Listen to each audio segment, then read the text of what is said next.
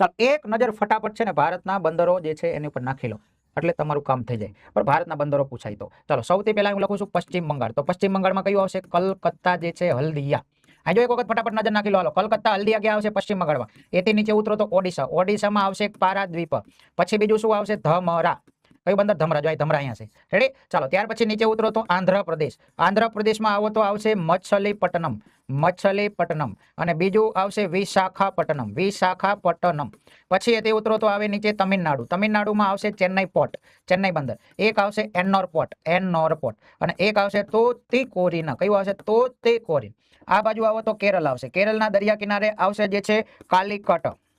કાલિકટને આજે કોઝીકોટ કહેવાય શું કહેવાય છે કોઝીકોટ અને ત્યાર પછી કેરળમાં જાઓ તો એક આવશે કોચી પોર્ટ બહુ ઇમ્પોર્ટન્ટ નૌસેનાનું અહીંયા પણ એક કેન્દ્ર આવેલું છે કોચી પોર્ટ ત્યાર પછી ઉપર આવો તો કર્ણાટકામાં આવશે જે છે ન્યૂ જે છે મેંગલુરુ